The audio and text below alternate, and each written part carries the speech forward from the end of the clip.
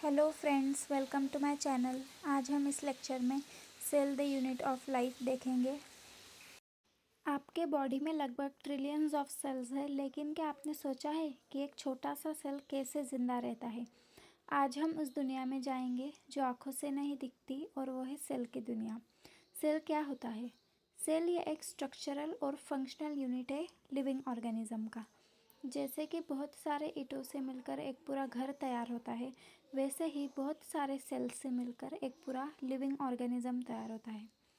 जैसे कि ईंट एक यूनिट है, उसे रिपीट कर करके एक पूरा घर तैयार होता है, वैसे ही सेल ये एक यूनिट है और उसे रिपीट कर करके एक पूरा लिविंग ऑर्गेनिज्म तैयार होता है। ऑर्गेनिजम्स टू टाइप्स के होते हैं, यूनिसेल्युलर और मल्टीसेल्युलर। यूनिसेल्युलर ऑर्गेनिजम्स वो होते हैं जो कि सिंगल सेल से बने होते हैं, और मल्टीसेल्युलर ऑर्गेनिजम्स वो होते हैं जो बहुत सारे सेल से मिलकर बने होते हैं। यूनिसेल्युलर ऑर्गेनिज्म में बैक्टीरिया, अमीबा, पैरामीशियम ये सब आते हैं, और मल्टीसेल्युलर ऑर्गेनिजम्स में एनिमल्स, प्लांट्स ये सब आते हैं। यूनिसेल्युलर ऑर्गेनिजम्स जो कि सिंगल सेल से बने होते हैं, वो कैपेबल होते हैं इंडिपेंडेंट एग्जिस्टेंस के, यानी कि वो इंडिपेंडेंटली सर्वाइव कर सकते हैं, और जितने भी इसेंशियल फंक्शंस होते हैं एक ऑर्गेनिज्म को ज़िंदा रहने के लिए, वो सारे वो परफॉर्म कर रहे होते हैं सिंगल सेल में। सेल ये एक बहुत छोटा और कॉम्प्लेक्स है जो कि हम नेकेड आई से नहीं देख सकते। उसे देखने के लिए हमें इलेक्ट्रॉन माइक्रोस्कोप की ज़रूरत होती है, इसीलिए सेल का क्लियर व्यू हमें इलेक्ट्रॉन माइक्रोस्कोप के आने के बाद ही रिवील हो पाया। की नोट, कुछ साइंटिस्ट के योगदान देखेंगे। फर्स्ट है रॉबर्ट हुक, जिन्होंने डेड सेल देखा फर्स्ट टाइम प्लांट कॉर्क में। फिर है एंटोन वॉन लीवनहुक, जिन्होंने फर्स्ट टाइम लाइफ सेल देखा। उसके बाद है रॉबर्ट ब्राउन, जिन्होंने न्यूक्लियस की डिस्कवरी की। सेल थ्योरी जो दो साइंटिस्ट ने मिलकर दी है, फर्स्ट है जर्मन बॉटनिस्ट मैथिस क्लेडन। इन्होंने 1838 में बहुत सारे प्लांट सेल्स पर स्टडी की और बताया कि जितने भी प्लांट्स हैं वो डिफरेंट काइंड ऑफ सेल्स के बने हैं, और वही सेल्स आगे चल के टिश्यू फॉर्म करते हैं। दूसरे साइंटिस्ट थे जर्मन बॉटनिस्ट थियोडोर स्वान। इन्होंने 1839 में different kind of animal cells पर स्टडी की और बताया कि सेल्स के बाहर एक थिन लेयर प्रेजेंट होती है, आउटर लेयर, और उसे हम आज के टाइम में प्लाज्मा मेम्ब्रेन कहते हैं। इसी के साथ इन्होंने बताया कि सेल वॉल ये एक यूनिक कैरेक्टर है प्लांट सेल्स का। सेल वॉल प्लांट सेल में तो प्रेजेंट होती है, पर एनिमल सेल्स में अब्सेंट होती है। ये एक डिफरेंस इन्होंने बताया, और इसी बेसिस पे इन्होंने एक हाइपोथेसिस दी कि एनिमल्स और प्लांट्स की जो बॉडी है वो सेल्स और सेल्स के प्रोडक्ट से मिलकर बनी होती है, पर वो ये नहीं बता पाए थे कि जो न्यू सेल्स होते हैं वो कहाँ से आते हैं। तो यही कमी रुडोल्फ विर्को ने पूरी की 1855 में, और इन्होंने बताया कि जो न्यू सेल्स है वो प्री एग्जिस्टिंग सेल्स से ही फॉर्म होते हैं, यानी कि omnis cellula e cellula. Cell theory के दो फीचर्स थे। फर्स्ट है all living organisms are composed of cells and products of cells, यानी कि जितने भी लिविंग ऑर्गेनिज्म हैं वो सेल्स और सेल्स के प्रोडक्ट्स से मिलकर बने होते हैं। और सेकंड है all cells arise from pre existing cells, जितने भी सेल्स हैं वो प्री एग्जिस्टिंग सेल्स से ही फॉर्म होते हैं। Need to know, viruses are connecting link between living and non living things. Viruses एक कनेक्टिंग लिंक है between living and non living things में। वायरसेस ये इनमें सेल्स प्रेजेंट नहीं होते, इसीलिए हम इसे लिविंग नहीं से कह सकते। Viruses are exception to cell theory. Anything less than a complete structure of a cell does not ensure independent living. एक सेल से अगर छोटा कुछ भी है तो उसे हम लिविंग नहीं कह सकते, और वायरसेस में सेल प्रेजेंट नहीं होते तो उसे हम लिविंग नहीं कह सकते। ये एक एक्सेप्शन है सेल थ्योरी के लिए। An overview of cell. Onion cell is a typical plant cell which has a distinct cell wall as its outer boundary, and just within it is the cell membrane. तो plant cell की बात की जाए तो हमने उसमें onion cell को देखा, और उसके बाहर हमने देखा था कि सेल वॉल प्रेजेंट होती है, outer layer cell wall present होती है, और उसके बाद होती है, उसके अंदर होती है सेल मेम्ब्रेन।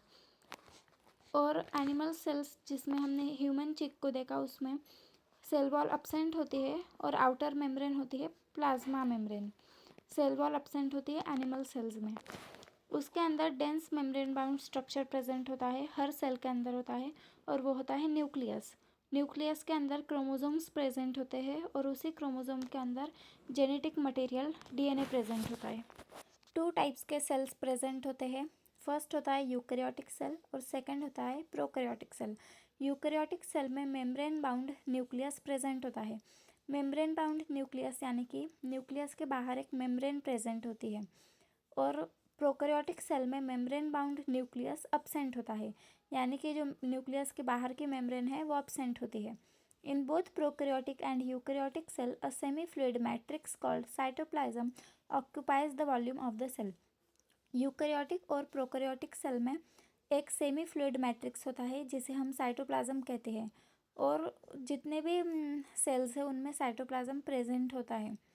साइटोप्लाज्म के बिना साइटोप्लाज्म हर सेल में होगा ही होगा, और वही पूरा वॉल्यूम ऑक्यूपाई करता है सेल का। की note: cytoplasm is the main arena of cellular activities in both the plant and animal cells. जितने भी सेल्यूलर एक्टिविटीज़ होती है वो सारे एक्टिविटीज़ साइटोप्लाज्म के अंदर होती है, इसीलिए साइटोप्लाज्म को एक मेन एरिना बोला गया है सेल्यूलर एक्टिविटीज़ के लिए। Cytoplasm plant cell, animal cells, दुनिया की जितनी भी सेल्स है उनमें साइटोप्लाज्म प्रेजेंट होता है।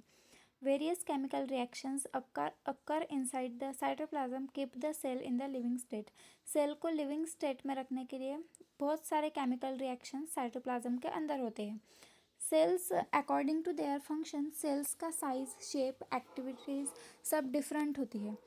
They may be disc like, polygonal, columnar, cuboid, thread-like, or even irregular. Some important cells and their features with their dimensions. Cell type, feature, size, shape. Mycoplasma ये एक स्मॉलेस्ट सेल है, इसका size 0.3 micrometer in length है। उसके बाद है bacteria, ये 3 to 5 micrometer है। उसके बाद है ऑस्ट्रिच एग, ये एक लार्जेस्ट आइसोलेटेड सिंगल सेल है। उसके बाद है ह्यूमन रेड ब्लड सेल्स जो कि 7.0 माइक्रोमीटर इन डायमीटर है। Nerve cells, longest cells in humans. Nerve cell ये एक लॉन्गेस्ट सेल है ह्यूमंस में। Different shapes of cells, red blood cells जो कि राउंड एंड बाइकॉनकेव होते हैं शेप में। उसके बाद है वाइट ब्लड सेल्स जो कि अमीबॉइड होते हैं। उसके बाद है कोलुमिनार एपिथेलियल सेल्स जो कि लॉन्ग और नैरो होते हैं, और इनका जो न्यूक्लियस है वो बेसल न्यूक्लियस होता है जो कि नीचे की तरफ प्रेजेंट होता है। उसके बाद है नर्व सेल्स जो कि ब्रांच और लॉन्ग होते हैं। उसके बाद है ट्रैकिड, इलोंगेटेड होता है। उसके बाद है मीजोफिल सेल्स जो कि प्लांट के लीव्स में प्रेजेंट होता है, राउंड एंड ओवल होता है शेप में। कुछ क्वेश्चंस देखेंगे। First question is, first person who saw and describe a living cell is? The answer is Anton van Leeuwenhoek. Second question, unicellular organisms are capable of?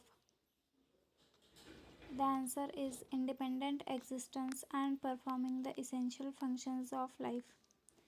Third question is, the smallest cell is of and its size? The answer is mycoplasma and 0.3 micrometer in length.